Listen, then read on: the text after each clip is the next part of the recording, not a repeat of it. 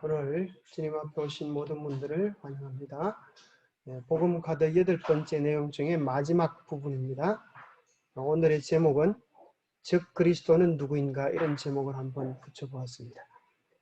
예수님이 하늘로 올라가시고 나서부터 그때부터 지금까지 수많은 기독교인들의 마음속에 도대체 즉 그리스도가 누구인가, 여기에 대하여 수많은 의문들을 가지고 있습니다. 그래서 우리는 여기에 대해서 가장 성경적이고 바른 대답을 우리가 이해할 수 있어야 되고 또 설명해 줄 수 있어야 합니다.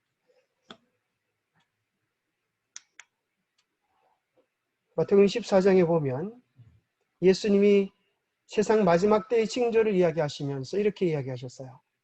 많은 사람이 내 이름으로 와서 나는 그리스도라 하여 많은 사람을 미혹하리라. 예수님이 마지막 때의 징조를 이야기하면서 많은 사람이 누구의 이름으로 와서요? 예수님의 이름으로 와서 누구라고 얘기해요? 나는 그리스도라 하여 많은 사람들을 미혹하는 일을 하겠다. 그래서 사실 이제 적 그리스도라고 하면 적이 무슨 소리죠? 부침개를 잘하는 그런 적이 아니고 대적한다는, 예수 그리스도를 대적하는 가짜인데, 가짜가 누구 행세를 한다는 거예요? 그리스도 행세를 한다는 거예요. 나는 그리스도라. 그리고 그리스도가 했던 사랑과 또 치유와 은혜를 사람에게 베푸는 것처럼 보여서 수많은 사람들을 미혹하겠다는 거야. 그 모습이 마귀의 모습으로 나타나면, 그죠? 도깨비의 모습으로 나타나면 사람들이 아무도 따라가지 않을 것이지만은 그 모습이 누구의 모습으로요? 그리스도의 모습으로, 인자한 모습으로, 사랑의 모습으로 나타날 것을 이야기해 주고 있습니다. 이것이 정말 그렇게 이루어질까요? 여러분들이 안 믿어도 이루어집니다. 그걸 갖다 뭐라 그러면 믿거나 말거나. 여러분들이 안 믿으면 여러분만 손해인 거죠. 그러나 성령의 은혜의 말씀들은 우리가 믿지 아니해도 그대로 이루어져 왔고 또 앞으로 이루어져 갈 것입니다. 어제 저녁 11시 10분에 여러분 이 뉴스 다 보셨죠? 울산에, 그죠? 주상복합 아파트 33층 아파트가 밤 11시 10분에 그냥 불이 나가지고 아주 깜짝 놀랄 일이 벌어졌어요. 그죠? 근데 참 다행인 것은 사망자가 한 명도 없다는 게 참 천만다행이에요. 그래서 아파트 중에 제일 비싸고 좋은 아파트가 무슨 아파트인지 아세요? 주상복합 아파트예요. 왜 그런가 하면 아파트 밑에 다 좋은 쇼핑몰들이 다 있기 때문에 거기서 다 그냥 필요되는 거 스포츠도 하고 뭐 필요한 것도 살 수 있고 다 할 수 있는, 그래서 이런 주상복합 아파트가 엄청 비싼데 이 33층 아주 고층 아파트에 화재가 나가지고 오늘에서야 15시간 만에 화재를 다 진압했다는 그런 25시간 만에 이렇게 화재가 진압되어진 그런 뉴스를 보면서 여러분 무슨 생각이 들었어요? 아마 높은 아파트에 살면 안 되겠구나 그런 생각하시는 분도 계실지 모르겠는데, 어쨌거나 이 마지막 때가 되면 될수록 화재들이, 원인을 알 수 없는 화재들이 많이 일어날 것에 대한 말씀들이 있어요. 그래서 이런 것들을 보면서 우리의 마음을 어디에 두고 살아야 될 것인가, 그걸 보여주는 것 같아요. 어쩌면. 그죠? 이 아파트가 그렇게 비싸고 좋은 아파트인데 한순간에, 하룻밤 사이에 이렇게 불탈 수 있는 걸 보면서 세상에 안전한 것이 아무것도 없다 하는 그런 것들을 느끼게 됩니다. 자, 이 적 그리스도에 대한 가장 분명한 신원을 밝히고 있는 성경장은 요한계시록 13장입니다. 특별히 그 가운데 마지막 절에 보면 많은 사람들의 관심을 끄는 내용이 나오는데요. 그가 모든 자고 작은 자나 큰 자나 부자나 가난한 자나 자유인이나 종들에게 그 오른손에나 이마에 표를 받게 하고 누구든 이 표를 가진 자 외에는 뭘 하지 못하게 해요? 매매를 하지 못하게. 그래서 경제적으로 통제하는 일까지 하고, 또 이 표는 짐승 이름이라 그 이름의 수라 지혜가 여기 있으니 총명한 자는 그 짐승의 수를 씌어보라. 그것은 사람의 수니 666이니라. 그렇게 나옵니다. 그래서 마지막 시절에 세상의 모든 경제, 정치, 종교, 문화 이것을 다 통합시켜서 온 세상에 우뚝 서는 온 세상의 최고의 지도자, 그가 누구일까? 이것이 수많은 사람들의 관심거리입니다. 그런데 요한계시록 13장 끝에서만 살펴볼 것이 아니라 13장 전체를 읽어봐야 합니다. 여러분 얼마 전에 이제 그 트럼프 그죠? 미국 대통령의 기사를 아마 여러분들이 많이 보셨을 거예요. 어떤 한 집사님이 카톡으로 이 영상을 보냈어요. 동영상인데 동영상에 보니까 이런 내용이 있어요. 이제 트럼프 대통령이 몇 시간 만에 나왔어요? 72시간 만. 그죠? 희한하죠? 보통 사람들은 코로나 걸려가지고 마주 콜록콜록 죽겠다 그러는데 이분은 어떻게 72시간 만에 나와가지고 뭐라 그러는가 하면 의사들, 간호사들, 응급구조원들 그리고 저는 코로나 바이러스에 대해서 정말 많이 배웠습니다. 학교에서 공부하는 것보다 더 많이 배웠습니다. 이렇게 제함적으로 얘기하면서 이렇게 얘기해요. 제가 이렇게 빨리 나올 수 있는 것은 그 약이 개발됐고 세계에서 가장 좋은 약을 우리는 보유하고 있습니다. 그 약들은 매우 짧은 기간에 개발되었고 모두 승인받고 있으며 백신도 곧 보급될 것입니다. 이렇게 나와서 백악관에서 인터뷰한 바가 됐어요. 그래서 이제 아주 가장 좋은 약을 개발해서 이제 곧 보급될 거라고 이야기하면서 이 영상에 보면 우리나라에서 유튜브에 보니까 지난 9월 24일 국회에서 테러 방지법 일부 개정 법률안을 제출한 내용이 있다는 거예요. 여러분 이건 들어보셨어요? 실제로 법률로 올려주려고 했던 그런 내용인데 반대가 많아가지고 멈추었는데 그 내용이 뭔가 하면 이제 전 국민들에게 이제 백신을 보급하는데 만약에 백신을 거부하는 자가 있다고 하면 이 빨간 글자가 뭔가 하면 테러범으로 간주하겠다. 그런 법을 이제 올리려고 했는데 거부 행사를 하는 사람이 10,000명 이상이 넘어서 입법 예고 나오죠. 그래서 이제 입법이 취소되었다는 거야. 그래서 모든 사람에게 이제 이 백신을 주는데 그럼 이제 이런 얘기를 하는 겁니다. 이 백신이 이제 나오면서 그 백신 속에 아주 쌀알 만한 크기의 나노 입자의 칩이 그 백신과 더불어서 사람 몸속에 삽입이 된다는 거야. 그리고 이제 그렇게 되면 이제 전 세계에 있는 사람들을 통제 시스템으로 들어갈 수 있다는 이런 일들이 일어날 수 있다는 거예요. 그리고 이제 뭐예요? 테러법 그게 이제 취소가 되니까 얼마 후에 그 다음날 그 다다음날 이름만 바꿔서 비슷한 내용의 법안을 다시 발의했다는 것입니다. 그 내용이 뭔가 하면은 이제 테러법이라고 하는 게 너무 무서우니까 그걸 좀 약화시켜 가지고 예방 국가 또는 지방자치단체의 역학조사 이런 일들에 대한 예방 조치를 취하는 이런 운동을 하는데 방해할 목적으로 가짜 뉴스를 유포하는 자는 처벌하거나 벌금을 때리겠다 이런 이제 법안을 이제 바꾼다는 거예요. 요거는 이제 부드럽게 이야기이기 때문에 그렇게 받아들이라고 이렇게 법안을 만든다는 거예요. 그래서 결론적으로 감염병 관련 거짓 사실을 유포하는 경우 처벌하고 법안으로 무조건 정부의 발표만을 믿으라고 이제 강요하는 그런 법을 만들고 있다. 이렇게 이제 올리고 있어요. 거짓과 진실을 가릴 수 없는 의무를 아예 갖지 못하게 하는 언론 통제 및 표현의 자유를 침해하는 법이다.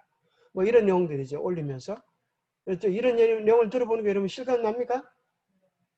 어때요? 여러분 여기에 대해서 여러분 이게 정말 좀 가능성이 있겠다 싶으면 손 한번 들어봐. 아니면 이게 황당무계하다 그러면 손 한번. 그럼 어떻게 해요? 이것도 아니고 저것도 아니고 다시 한번 기회를 드릴게요. 자 이게 정말 가능성이 있겠다 그런 사람 손 한번. 그럼 황당무계하다.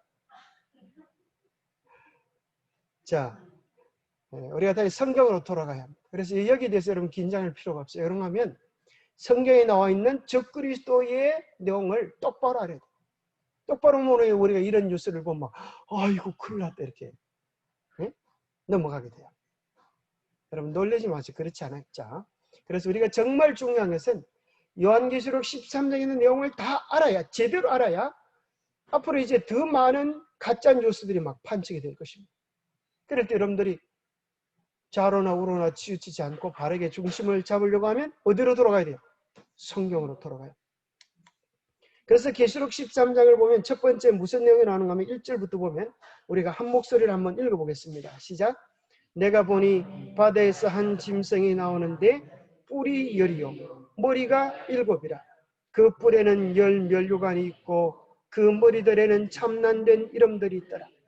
내가 본 짐승은 표범과 비슷하고 그 발은 곰의 발 같고 그 입은 사자의 입 같은데 용이 자기의 능력과 보좌와 큰 권세를 그에게 주었더라. 자, 연계적 13장의 내용을 보려고 하면 어디부터 봐야 돼? 1절부터 봐야 돼. 근데 여기 보면 마지막 때 이제 싸움을 위하여 한 큰 짐승이 이제 바다에서 올라오는데 뿔이 몇 개나? 10개, 그죠? 뿔이 엄청 났죠. 성이 되게 났나 봐요. 뿔이 10개나 났어요. 그리고 머리가 몇 개요? 7개. 이 짐승이니까 이제 대가리로 표현해도 괜찮아요. 대가리가 이제 7개. 나쁜 놈이니까. 그런데 이제 재미난 것은 짐승의 모양은 뭐 같고? 표범 같고. 발바닥은 뭐예요?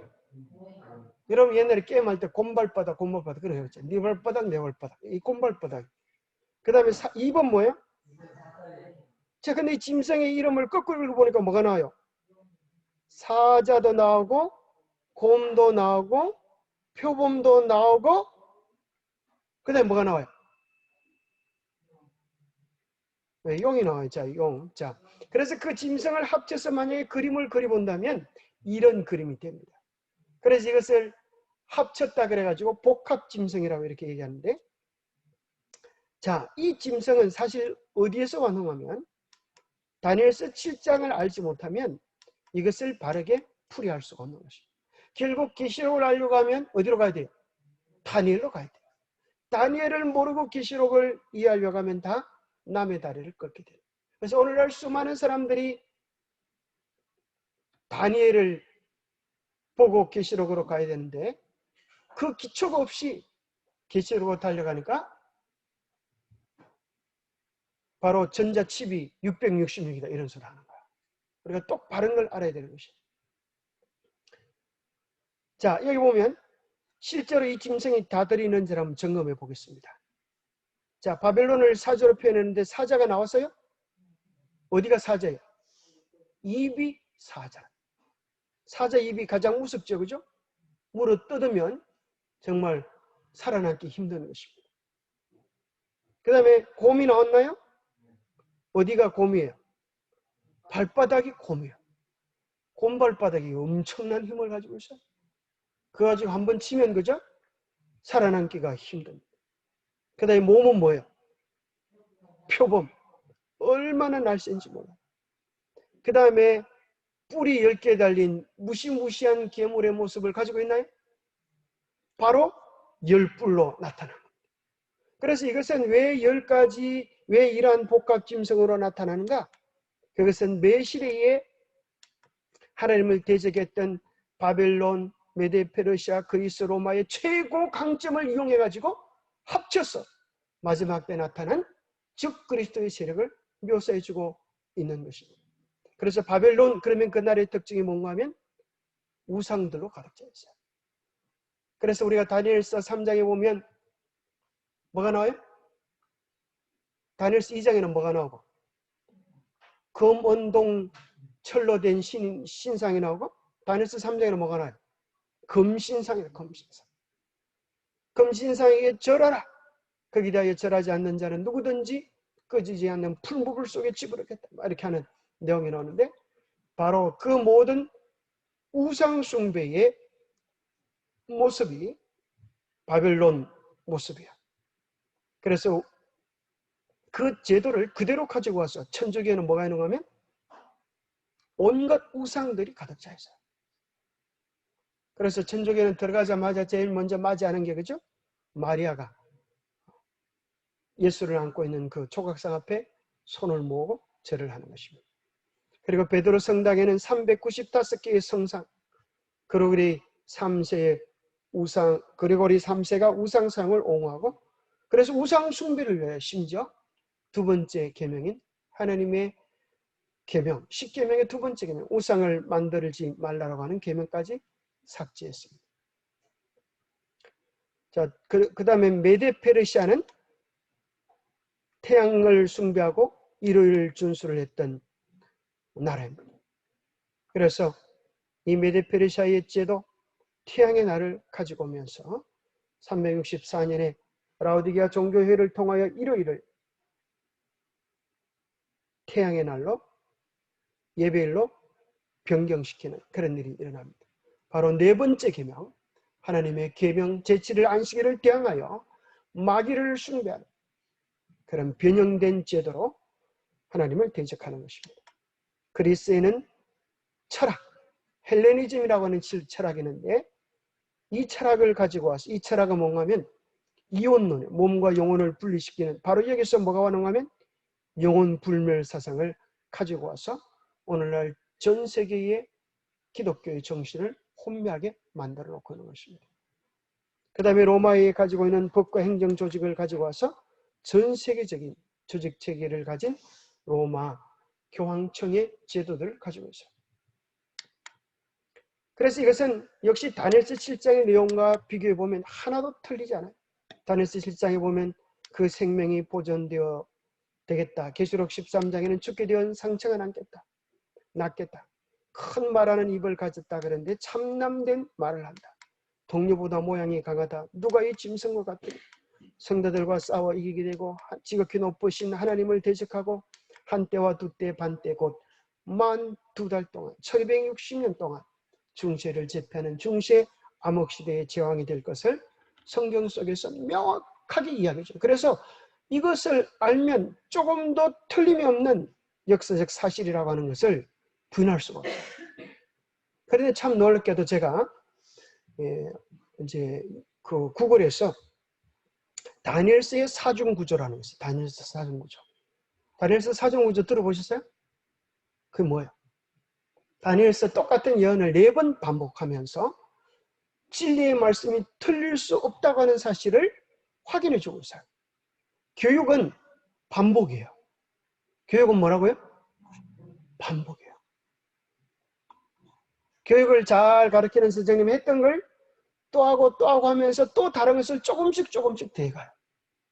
그와 마찬가지로 다니엘서에는 4번 똑같은 내용을 반복해줘요. 그러면서 심도 있게 더 들어가는 겁니다. 그런데 제가 이제 그걸 찾기 위하여 다니엘서의 사중구조 그걸 딱 찾으니까 이런 그림이 딱 나와요. 딱 보자마자 여러분 우리 교회 것 같아? 아닌 것 같아? 딱 보니까 우리 교회 그림이잖아. 그죠? 내가 보고 야 우리 교회 거네. 그래 가지고 와서 사진을 딱 캡처와서 딱 붙여보니까 뭐가 틀려요? 틀린 게 보여요? 우리 교회 거와 좀 다른 게 있어요? 잘 모르겠어요? 뭔지는 모르게 틀린 거. 그림은 다 똑같잖아요. 그림은 다 똑같지. 그죠? 다니엘서 2장, 4, 7장, 8장, 9장에 나오는 짐승은 다 똑같아요. 자, 뭐가 틀리는가? 뭔지는 모르는데 틀린다. 이게 뭔가 하면 보세요. 로마 교황청의 자리에 딴 놈을 갖다 집어넣어놨어요. 그죠? 딴 놈을 집어넣었어요. 희한하죠? 그걸 그대로 옮겨놓고 적그리스도의 자리에 남의 다리를 끊는 거야. 바로 적그리스도 자리, 이것이 바로 뭔가 하면 과거주의라고 해요. 과거주의. 자, 바로 밑에 있는 돌의 나라는 예수님의 재림의 나라인데, 재림의 나라와 연결돼야 되는데, 여기 보니까 마카비 왕조, 이것은 어느 왕조를 얘기하는가 하면 중간 시대. 여러분 구약과 신약 사이에는 뭐가 들어있어요?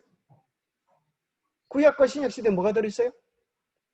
어떤 사람은 또 과가 들어있다고 그렇게 열심히 큰 소리 치던데, 구약과 신약 사이에는 중간기라고 하는 게 있어요. 그게 몇 년일까요? 400년의 신구약 중간기가 있어요. 바로 그 시대에 마카비 왕조가 나오는데, 그때는 마카비 왕조는 그때 끝이 나요. 그게 어떻게 재림 시대까지 갈 수가 있겠어요? 말이 되는 소리를 해야지. 그죠? 그런데 이 사람은 이걸 믿고 있어요. 그 다음에 여기 보니까 또 똑같이 안티오쿠스 에피파네스 사실 이게 일반 개신교에서 가르치는 과거주의. 그때 다 끝쳐놨어요. 마지막 때까지 연결이 되지 못해요. 그리고 마지막 때는 뭐라고 이야기하면 어떤 놈이 나와가지고 적그리스도가 나타나서 예루살렘 땅에다가 성전을 회복하고 거기다 제물을 드린다. 그렇게 엉뚱한 소리를 하는 거예요. 그런데 오늘날 수많은 개신교회가 이렇게 믿고 있는 거예요. 뭐 하지 않으니까. 이사 29장에 나오는 것처럼 하나님의 계명으로 교훈을 받지 못했기 때문에. 대쟁투의 초점이 뭔데 하나님의 계명인데 그것을 무시하니까 남의 다리를 끓는 그런 일이 일어나요. 그래서 그 사중 구절을 다시 확인해 보면 이런 것입니다. 다니엘서 2장, 7장, 8장, 11장, 12장을 보면 그 마지막 적그리스도의 자리에 단지 요한계시록 13장이 아니라 다니엘서, 계시록 전체가 이야기해 주는 거야. 마지막 적그리스도의 자리에 뭐가 나오는가 하면 로마 교황청이 하나의 빈틈도 없이 의심할 여지 없이 정확하게 작은 뿔의 특성을 이루어주는 것입니다. 그래서 우리가 지난번에 살펴본 것처럼 이 세상의 최고의 군제에 오르기 위하여 불교와 기독교와 이스라엘, 그리스 정교, 이슬람 정교, 이슬람 루마니아 이런 것들을 다 통합시켜요. 혹시 여러분들이 1달러짜리가 있으면 1달러짜리 혹시 가지고 계신 분 안 계세요? 1달러짜리를 보면 뭐가 나오는가 하면 눈과 입이 있어 나오잖아요. 그죠? 이 작은 뿔에 뭐가 달렸어요? 눈과 입이 있어. 이렇게. 그러니까 1달러짜리에 보면 뭐가 나오는가 하면 작은 뿔처럼 보이는 게 나오는데 뿔 꼭대기, 작은 뿔이 피라미드로 피라미드 꼭대기에 뭔가 하면 눈이 하나 있어. 눈. 그것이 일루미나이트라고 하는 여러 세계 단일 정부를 꿈꾸는 그 조직체가 거기 새겨놨다는 거야. 그래서 거기 눈이 피라미드 위에 눈이 나오는데 그 눈이라고 하는 것은 전시한 이 작은 뿔이 하는 것과 비슷하게 전 세계를 감독하고 살펴보는 왜 $1인가? $2에도 아니고 $1에 그게 있는가? 그럼 원 바로 한 국가를 이루는 전 세계를 하나의 통일 시스템으로 들어간다 하는 그런 차원에서 $1의 그런 상징을 새겨놓은 거죠. 자, 그것은 천주교에서 이제 사실은 여러분들이 이제 그 알베르토 리베라 그 간증을 보면 이 모든 일루미나이트, 제수잇 그 모든 배후 속에 이제 로마 천주교가 자리를 잡고 있는 걸 보게 됩니다. 그들은 사실 1960년대부터 세계 종교 통합을 목적으로 일을 해왔어요. 그래서 사실은 이런 내용들은 제가 얘기하는 게 아니라 이미 종교개혁자들이 이미 분명히 얘기했어요. 스위스의 종교개혁자 쩌빙글리도, 스코틀랜드의 종교개혁자 존 낙스도, 또 루트도, 또 감리교의 창시자 요한 웨슬리도, 장로교의 창시자 존 칼빈도 나는 교황이 그리스도의 대리자 곧 적그리스도라고 하는 사실을 믿는다. 그렇게 다 고백을 했어요. 그런데 어떻게 세상이 이렇게 바뀌어지게 되는가? 왜 오늘날 세상은 술 취한 사람들처럼 갈팡질팡 오리무중에 빠졌는가? 그것이 뭐 때문에 그래요? 원래는 종교개혁시대 때는 정신을 똑바로 차렸는데 지금은 왜 술 먹은 사람들처럼 종잡지를 못하는가? 왜 감을 못 잡는가? 이유가 뭐예요? 포도주를 마시기 때문에. 그죠? 음료의 포도주. 천주교의 거짓 가르침, 그 교리가 이 세상을 미혹하고 있기 때문에 그래요. 그래서 유명한 신학자 마르틴 로이드 존스라고 하는 유명한 신학자는 이야기하기를 크리스마스의 장식, 부활절의 달걀, 성광등, 미사 도구, 오벨리스크 이런 것은 다 이방 종교에서 온 것이다. 이것은 바로 가톨릭이 다름 아닌 음료 그 자체인 정거이다. 그렇게. 근데 이걸 딱 합치면 뭐가 되는데 일요일 예배가 되는데 거기까지는 몰라. 사람들이 참 답답하잖아요. 보세요. 요것만 보면 크리스마스, 부활절, 오벨리스크 다 태양 숭배 제도거든요. 태양수 숭배. 요걸 딱 하나로 합치는 게 뭔가 하면 일요일 예배예요.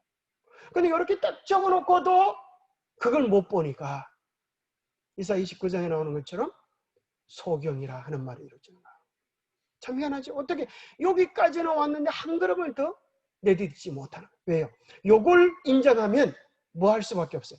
제7일 안식일 예수 재림교회가 진리교회고 남은 무리가 되는 거야. 그것을 인정할 수 없는 거예요. 알면서도 인정할 수 없는 거예요.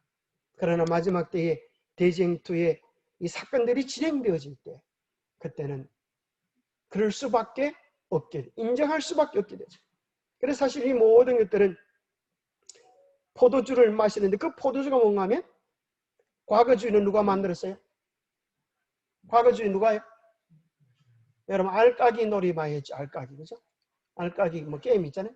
알카자, 알까기의 명수 알카자가 과거주의를 했고, 미래주의, 이 사람은 리베라 크림, 리베라 핸드크림 많이 발랐어요?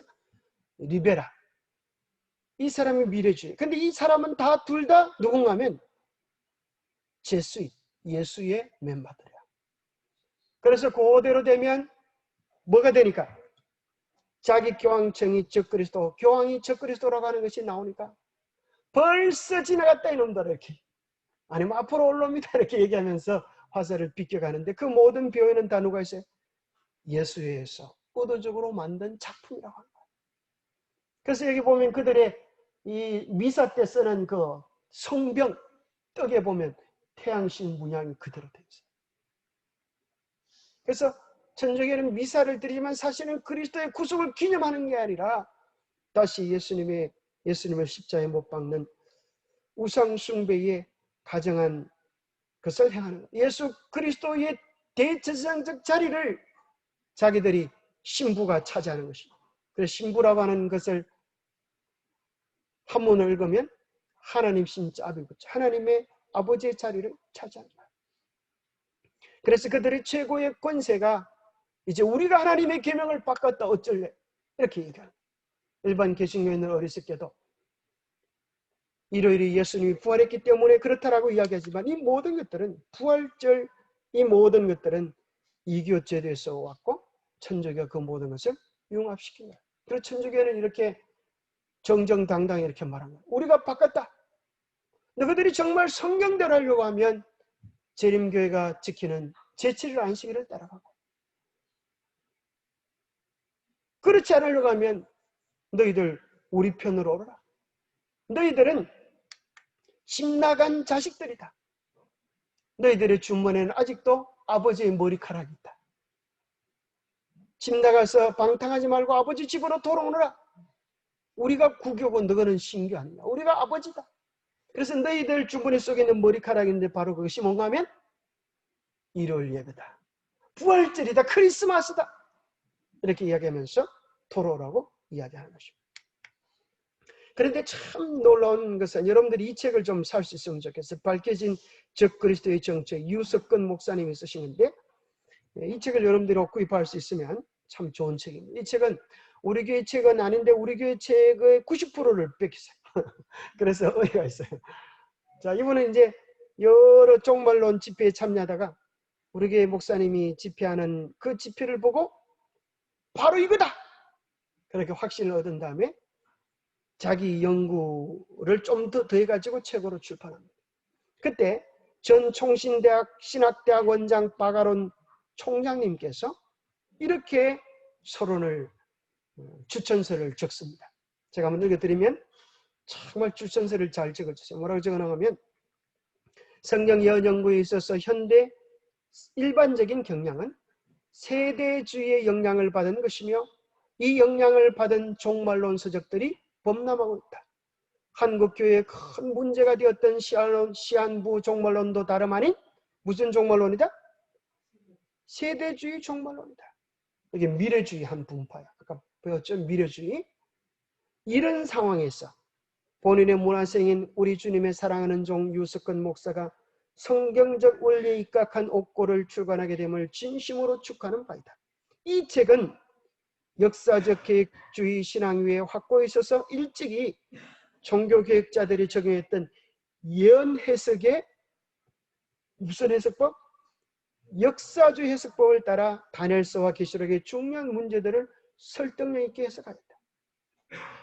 본서에는 저술자의 많은 자료 수집과 집요한 연구의 흔적이 역력하다. 이 책은 오늘날 어지럽게 난무하고 있는 잘못된 종말론을 바로잡는 일을 할 수 있다고 믿기 모든 교육자 및 성도님들의 일독을 쾌히 추천하는 바이다. 이 책이 한국교회와 이 땅의 모든 교회의 성경적 종말 신앙이 확립되는 일에 큰 보탬이 되기를 바란다. 참 추천서 잘 썼죠. 그래서 바로 재림교회의 예언의 기별이 이 마지막 시대에 잘못된 종말론을 바로잡는 가장 분명한 지침서가 될 것이라고 하는 것을 이야기해 줍니다. 바로 거기에 대한 또 하나의 증거가 바로 뭔가하면 우리가 아는 것처럼 소련이 무너진 그 내용이죠. 그래서 타임즈에서 거룩한 동맹이라고 하는 제목 속에 레이건과 교황 요한 바로 2세가 6주간에 걸쳐서 다 총을 맞는데 둘 다 죽지 않고 살아납니다. 그러면서 그들은 만나가지고 뭐라고 그러냐면 하나님께서 우리 두 사람을 통하여 이루시고자 하는 어떤 특별한 사명이 있기 때문에 우리를 구원해 주신 것 아니냐. 그들은 기적적인 사실로 받아들이면서 한 가지 작전을 짜게 되었다. 도대체 하나님이 우리를 왜 살려두시는가? 뉴스 메이커즈에 나왔던 내용이죠. 왜 살려두시는가? 바로 그것이 소련을 무너뜨리는 것이다. 이것이 조선일보 1994년 8월 8일자에 놀라운 비밀이 공개되어졌는데 지난 81년 교황 요한 바로 2세의 저격 사건은 교황청 고위 인사들이 지시한 것이며 교황청 관리들이 범인인 아그차에게 총을 쏘되 죽이지는 말도록 지시했음이 밝혀졌다. 이게 엄청난 사건. 짜고 친 고스톱이 된 거야. 그럼 이 모든 전략을 누가 얘기해 줬는가? 놀라운 것은 더 놀랄 일은 자 사람들이 이제 미국과 교황이 합쳐져서 소련을 무너뜨렸다. 요거까지는 아는데 욕을 하는 사람이 많잖아. 그죠? 욕을 몰라. 바로 교황청에서 지시했다고 하는 사실을 몰라. 그런데 더 놀라운 것은 여기 이제 자 바로 이 예언이 요한계시록 13장에 보면 교황과 더불어서 11절에 보면 요한계시록 13장 11절에 보면 내가 보면 또 다른 짐승이 땅에서 올라오니 새끼 양같이 두 뿔이 있고 용처럼 말하더라. 땅에서 올라오는 새끼 양 같은 나라. 그래서 바로 그것은 이제까지의 나라들은 바다에서 올라와서 전쟁을 통하여 올라왔는데 이 나라가 땅에서 올라왔다는 말은 뭘 뜻해? 뭘 뜻해? 갑자기 적막감이 도대체 무슨 뜻이야?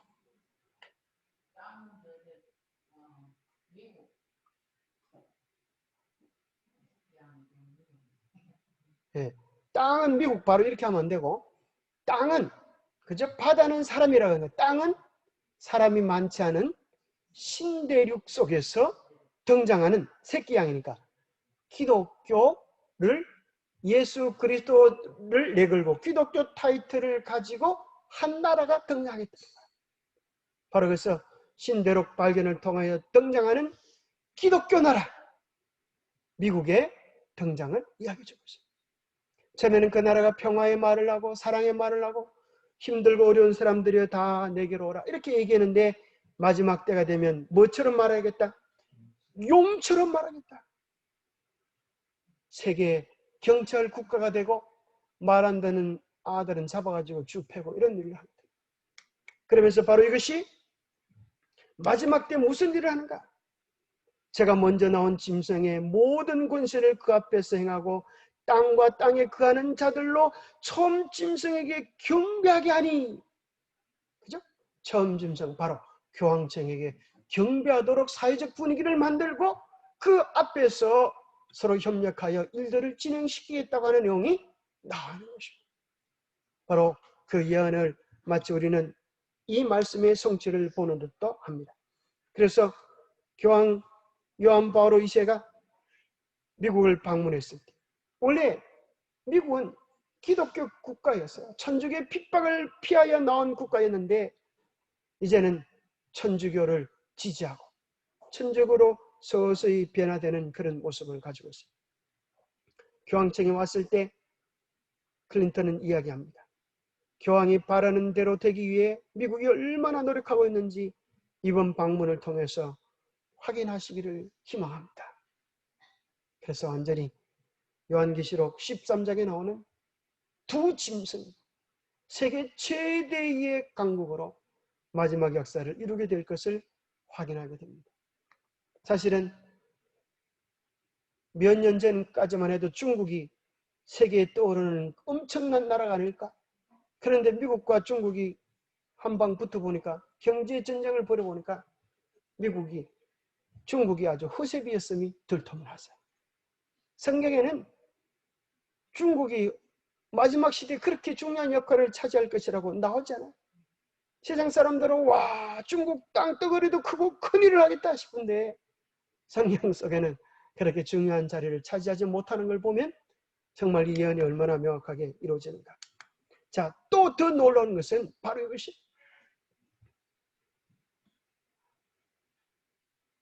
뭐가 놀라운가 하면 교황청이 그 일을 하도록 지시했다고 하는 것이 놀랄 뿐 아니라 바로 지시하는 것은 교황청 뒤에 누가 있다고 하는 사실을 이야기하면 바로 마리아가 그 일을 지시했다는 거예요. 이게 놀라운 거죠. 이걸 아는 사람은 또 많잖아요. 교황이 총을 맞은 날이 언제라고요? 5월 13일. 기적의 날이다. 이 날은 마리아의 날이다. 5월 13일 파티마에서 교황이 피습당한 날이다. 그것이 파티마의 비밀 속에 그 예언 속에 다 기록이 나와 있습니다. 바로 여기 보면 교황이 큰 순환을 당할 것이다 나오죠. 바로 이것이 마리아가 미리 얘기해 준 것이야. 그럼 도대체 이 마리아는 도대체 누군가요? 죽은 마리아가 살아나서 나타나는 것인가? 부활해서 나타난 것인가? 그게 아니라는 거죠. 마리아는 우리와 똑같은 죄인인 것입니다. 그에게도 구주가 필요한 죄인인 것입니다. 그 마리아는 바로 마지막 때 강신술의 모습으로 나타날 마귀의 대리자임을 발견하게 되는 것입니다. 그래서 바로 마지막 때를 향한 예수님이 이야기하기를 나의 이름으로 오겠다 그랬는데 마리아의 탈을 쓰고 마귀가 정말 얼마나 아름다운 모습으로 나타나는지 몰라요. 예수님보다 훨씬 더 매력적. 그래서 오늘 이 시대는 어떤 시대인가 하면 여자가 판치는 시대예요. 그렇죠? 옛날에는 남존여비 그래가지고 남자가 존재하는 한 여자는 비참하다 그랬는데 요즘 남존여비의 뜻이 바뀌어가지고 남존여비 뜻이 어떻게 바뀌었다 그래요? 남자가 존재하는 이유는 여자 비 맞추기 위해서 이렇게 바뀌었다는 거예요. 그래서 이 마지막 시대는 이제 여러분 이마트 같은 데 가면 남자 화장실에 보면 기저귀 가는 게 다 그 시설이 다 돼 있어요. 세상이 깜짝 놀랍게 바뀌죠. 여자들이 이제 세상을 판치는 그런 시대가 오는데 이 모든 시대가 바로 마리아를 통하여서 어머니 중에 어머니 마리아를 통하여서 온 세상의 종교를 통합시키고 마리아의 치맛자락 안에 모든 세상 종교가 하나로 되어질 것을 예고해 주고 있어요. 자, 여기 보면 뉴스위크지에 나왔던 내용인데요. 이렇게 기록해 줍니다. 여러 가지 면에서 20세기는 마리아에게 속한 세기였다.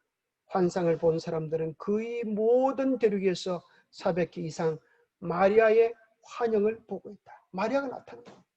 그리고 나타날 때는 아주 휘황찬란한 빛 속에서 정말 신비로운 모습으로 나타난다. 이는 지난 3세기에 있었던 것을 합친 것보다 더 많다. 마리아의 열풍이 마리아의 천년시대를 예고하고 있음을 보여준다. 그래서 파티마의 비밀에 대한 우리 영상을 우리가 봤죠. 그리고 여러분들이 유튜브에 찾아보면 이제 나옵니다. 시간 관계상 이건 이제 생략하겠습니다. 내용을 보고 싶으면 유튜브에서 찾아보세요. 파티마의 비밀 그러면 나옵니다. 그러면서 이 책 17페이지에 보면 자 마리아가 왜 자꾸 나타나는가? 왜 자꾸 나타나는가? 도대체 어쩌란 말이야? 마리아가 나타나는 이유가 이것입니다. 사랑하는 나의 자녀들이여, 오늘 나는 너희들을 화평으로 초대한다. 나는 평화의 여왕으로서 여기에 왔으며 내가 가진 어머니의 평안으로 너희를 부욕케 하고자 한다. 나는 너희를 이 평화 없는 세상에 나의 평화의 정인으로 초대하노라. 평화가 온 세상을 다스리게 하라. 모슬렘과 동방 정교도 가톨릭과 마찬가지로 나의 아들들이며 내 앞에서는 모두가 동등하다. 너희는 모두 나의 자녀들이다. 마리아가 그렇게 이야기하는 겁니다. 나는 평화의 여왕이다. 사실 그것은 우리가 지난번에 봤던 것처럼 이방 종교의 시작은 누구라 그랬어요? 바벨탑을 만든 누구요? 니무롯의 부인 이름이 뭐예요? 세미라미스. 바로 그 세미라미스가 여신 숭배의 시작인 것입니다. 바로 그것이 각 시대의 각 나라의 다양한 모습으로 나타나지만은 그 본질은 바로 세미라미스이고 그 뒤에는 누가 있어요? 마귀가 예배를 받고자 하는 목적이 크게 있는 것입니다. 그래서 이집트에는 이시스, 또 그리스에는 미의 여신 비너스, 그런 수많은 여신의 이름으로 나타나지만은 본질은 한 가지입니다. 마지막 때 보니까 또 이 바벨론과 더불어 누가 나와요? 또 여자가 나오잖아요. 어떤 여자가 나와요? 아주 바람기 많은 여자가 나와가지고 온 세상을 자기 치마폭에 집어넣을 것을 얘기해 놓고 있어요. 그 이마에 이름이 기록되었으니 비밀이라, 큰 바벨론이라, 땅에 없는 들과 가정한 것들의 의미라 했다. 결국은 요한계시록 13장을 잘 읽어보면 하나님의 십계명에 정면 도전하는 마귀의 전략을 보게 됩니다. 첫 번째는 다른 신을 경배하지 말라고 했는데 마귀는 용에게 경배라. 두 번째, 우상을 만들지 말라고 했는데 그는 짐승을 위하여 우상을 만들라. 이름을 망령되일 것이 말라고 했는데 하나님의 이름을 비방하고 안식일을 기억하여 그렇게 지키라고 하는 것 대신에 그는 짐승의 표를 내세우면서 온 세상을 그의 멸망의 단으로 묶는 것입니다. 자, 마지막 때는 이제 모든 교파를 초월하여서 성경 중심으로 회복하는 운동이 벌어져야 합니다. 오늘날 각 곳에서 제7일 안식일을 회복하기 위한 운동이 벌어집니다. 알고 나니까 천주교가 즉 그리스도구나. 그래서 우리는 이 WCC에서 나와야 되겠구나. 이런 운동들을 막 벌이고 있어요. 그런데 천주교는 여전히 또 하나의 포진을 칩니다. 이 세상은 지구온난화를 통하여 이 세상이 어려워지고 있다. 이 지구를 살리자, 하나뿐인 지구를 살리기 위하여 이제는 한 단체가 아니라 한 국가가 아니라 온 세계가 하나로 연합하여 일을 해야 한다. 이를 주도할 자는 바로 우리밖에 없다. 그러면서 온 세계 지도자들을 하나로 모아서 마지막 시대에 전쟁을 준다. 결국 마지막 때 두 전쟁이 두 무리의 분류가 있을 것입니다. 하나는 성경 중심의 여자의 남은 무리, 또 하나는 사람 중심의 바벨론 중심의 엄녀일 것입니다. 결국 하나님의 계명에 순종하는 자와 하나님의 계명에 대하여 대적하는 자, 이 둘의 결론이 날 뿐인 것입니다. 그래서 요한계시록 22장 14절에 보면 그의 계명을 행하는 자들은 복이 있나니 그들이 생명나무에 대한 권세를 가지며 또 그 문을 통하여 도성 안에 들어가게 하려 합니다. 한글 킹 제임스 버전에는 두루마기를 빠는 자들을 계명을 행하는 자들이라고 이야기했어요. 그것이 계명이 분명한 이유는 바로 다음 절에 보면 들어가지 못하는 자들의 특징이 십계명과 연관되어진 단어를 그대로 쓰고 있음을 발견하고, 더 나아가서 11장 19절에 오면 하나님의 성전이 열리니 성전 안에 하나님의 언약궤가 보이며 언약궤 곁에 번개와 음성과 우레와 지진과 큰 우박이 있는데 이 재난들이 마지막 일곱 재앙의 마지막에 쏟아지는 거예요. 그것은 누구에게 쏟아질까요? 하나님의 십계명을 대항하여 싸웠던 자들 위에 내릴 수밖에 없음을 보게 되어져요. 성경은 언약의 책임, 창세기부터 계시록까지 언약의 책임입니다. 그러나 그 언약의 핵심이 바로 뭐예요? 하나님의 계명입니다. 하나님의 계명에 신실할 때, 하나님의 언약에 신실할 때 하나님은 우리를 견고히 주의 백성 되게 해 주실 것입니다. 결국 성경의 내용을 한마디로 말하면 신라건과 복락건이에요. 왜 낙원을 잃어버렸는가? 불순종으로 잃어버린 낙원을 순종으로 얻게 될 것입니다. 예수 그리스도께서 순종하심으로 말미암아서 많은 사람이 의인될 수 있는 길을 십자가의 은혜를 통해 이루어 주셨어요.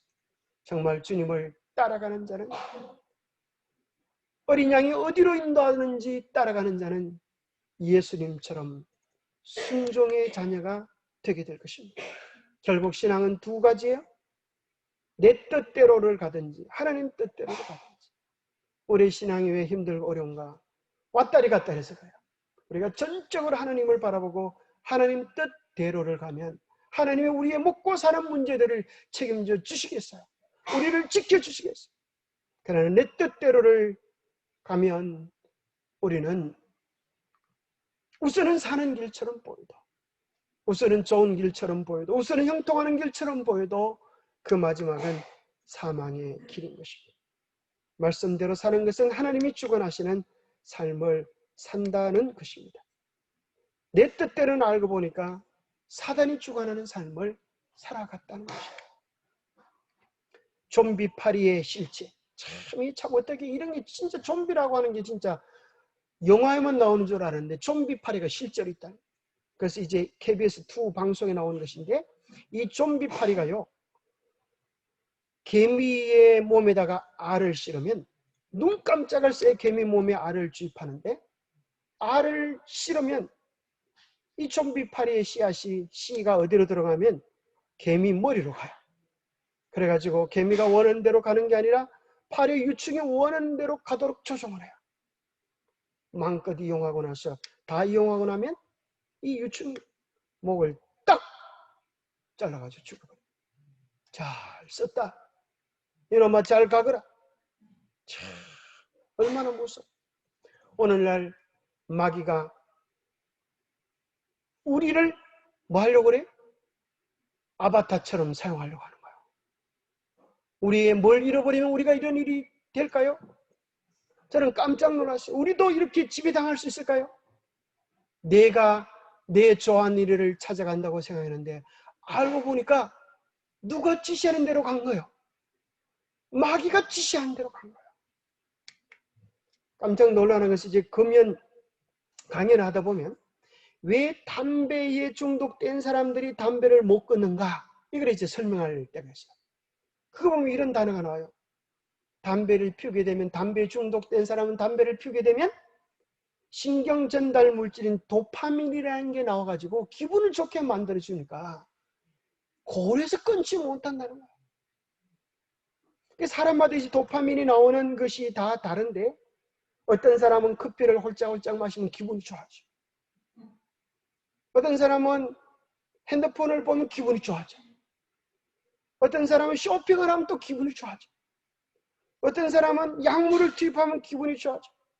어떤 사람은 성적인 것을 추구하면 기분이 좋아져. 그러면서 그 사람 내 속에 뭐가 도파민이 홀짝홀짝 나온다는 거예요. 실제로 원숭이를 가지고 실험을 봤는데 원숭이의 내 기분을 좋게 하는 신경과 연결을 시켜놓으니까 이놈이 밥도 안 먹고 계속 그거만 하는 거라. 기분이 좋으니까 기계를 자꾸 그거 뽁뽁뽁 누르면 기분이 좋아지고 그러다 결국 어떻게 됐을까요? 죽어버린다는 거예요. 그래서 오늘날 많은 사람들이 도파민, 이게 여러분이 참 좋은 책인데 이걸 한번 읽어보세요. 천재인간 미치광인간 도파민형 인간. 이것이 요즘 아주 인기 있는 책이에요. 테드 화제의 명강. 그 사람들이 막 이렇게 집중하는 것은 도파민이 나오기 때문에 그렇다는 거예요. 돈을 벌고 큰 사장이 되고 리더가 된 사람도 이 사람들은 막 꿈을 꾸는데 예를 들어서 내가 1000만 원을 벌고 싶다. 그러면 마음이 기분 좋게 야 내가 1000만 원 벌겠다. 근데 1000만 원 딱 벌고 나면 어떻게 될까요? 만족했고 2000만 원 벌어야지. 3천만 원 벌었지. 그러면서 계속 조금 더 이렇게 추구하면서 나가는 거예요. 그래서 결국 도파민형 인간은 어떻게 되면 천재가 되든지 어떻게 되면 미치광이 되든지 둘 중에 한 가지라. 도파민이 왜 그런가? 쾌락과 관련된 호르몬인데 사실은 내 속에는 무서운 조종사여서 얘한테 지배당하면은 아까 좀비가 되듯이 그렇게 죽어버리고 마는 거야. 그래서 이 도파민에 뭐가 문제냐면, 자, 양이 정해져 있어가지고 그걸 사용할 때는 막 기분이 좋은데, 자, 밤새 술 먹고 막 춤도 추고 하면 기분이 좋은데 그 다음 날도 쌩쌩해? 그렇지 않은 거야. 강력하게 나오고 나면 그 뒤에는 양이 벌써 써버려가지고 우울증, 무기력, 의욕상실, 집중력 저하 같은 그런 반작용이 몸 안에 온다는 거예요. 그래서 아이들이 게임하고 나면, 그죠? 그 다음에 해롱해롱해, 그죠? 도파민이 막 나오네. 그거 막 집중해서 그거 하는 거예요. 도파민이 결핍된 병이 되면 파킨슨 병이라고 하죠. 파킨슨. 이런 거 보셨죠? 제대로 걷지도 못하고 이렇게 막 불불불 떨고 하는 이런 병들을 유발할 수 있다는 거예요. 그리고 그들은 현실에 만족하지 못하고 점점 더 새로운 것만을 추구하게 되는, 현실에 만족하지 못하고 그런 문제를 가지고 오고 나중에는 점점 더 자극적인 것. 뭘 잃어버리는가 하면 사소한 일상의 기쁨을 잃어버려. 그래서 사실 도파민만 추구하면 결혼해서 부부가 느낄 수 있는 기쁨은 몇 개월 간다는 거예요. 1년 8개월 가면 도파민이 다 떨어진다. 그러면 이제 도파민이 노예가 된 사람은 어떻게 되겠어요? 새로운 짝을 찾아가야 되지. 그런데 그게 아니라는 거야. 우리의 삶에서 결코 내 지배를 당해서는 안 돼. 호르몬의 지배를 당하면 마치 아까 좀비가 망하듯이, 좀비 파리에 중독된 개미가 망하듯이 우리도 그럴 수밖에 없다는 거예요. 그래서 해결책은 뭔가 하면 하나님께서 우리의 현실 속에서 감사를 하면서, 현실 속에서 삶의 의미를 느끼면서 우리의 작은 봉사와 말씀과 깨달음의 기쁨을 느끼면 거기 또 현실을 누릴 수 있는 충분한 기쁨의 호르몬들을 주셨다는 거야. 감사할 때, 만족할 때, 자족할 때 세로토닌, 옥시토신, 엔도르핀 같은 그런 호르몬들을 주셔서 실제 우리의 감각과 감정에서 우러나온 기쁨을 하나님께서 우리에게 선물해 주신다는 거야. 그래서 우리는 결코 쾌락의 노예가 되어서 우리의 인생을 망쳐버려서 안 되겠어요. 그래서 우리에게 중요한 것은 항시범이죠. 성경은 뭐라고 그래요? 항상 기뻐하라. 어떻게 항상 기뻐할 수 있어요? 저렇게 물으면 성경은 이야기해요. 여러분 오늘 크고 좋은 일이 여러분 일어났습니까? 그렇지 않아요. 큰 재난이 없는 것으로 기뻐하시게 되기를 바랍니다. 어젯밤에 불이 나서 집을 홀랑 잃어버린 사람도 있어요. 그렇지 않은 것으로 인해서도 우리는 기뻐하고 감사할 수 있어요. 우리의 매일 사소한 것들 속에서 하나님의 인도하심에 대하여 감사하고 하나님께 맡기면서 오늘도 먹을 수 있는 것과 입을 수 있는 것을 주심에 대하여 감사하고 오늘 우리의 가족들이 곁에 있음에 대하여 감사하고 우리가 쉬지 말고 기도하면서 영적 우리의 주소를 이탈하지 않도록 우리의 마음의 중심을 하나님께 두며 살아갈 때 머지않아 우리 모두는 다 천국의 주인공들이 되게 될 것입니다. 기도하겠습니다. 하나님 아버지, 오늘날 이 세상을 미혹하는 마귀의 미혹이 참으로 교묘하게 그리스도의 탈을 쓰고 마리아의 탈을 쓰고 이 세상 최고의 지도자들의 탈을 쓰고 이 세상에 나타나고 있습니다. 하나님 우리에게 바른 영적인 분별력을 더해 주시옵소서. 오직 성경, 오직 예수, 오직 말씀으로 우리의 신앙이 집중되게 하시고 예수 그리스도 외에 다른 그 어떤 것에서 우리의 만족과 쾌락을 추구하지 않도록 도와주시옵소서. 우리의 마음속에서 길러지고 성장해야 할 것은 참으로 주님에 대한 사랑이 되게 하시고 하늘에 대한 소망이 되게 도와주시고 이웃을 위한 봉사가 되게 하여 주시옵소서. 하나님, 다시 한번 이날 저녁 우리의 마음을 주님께 드려오니 주님 받아주시고 우리의 허물을 용서하시며 온전히 주님의 사랑을 누리며 나누는 하나님의 참 백성이 되게 이끌어 주시옵기를 우리 주 예수 그리스도 이름 모자하여 간절히 간구하옵나이다.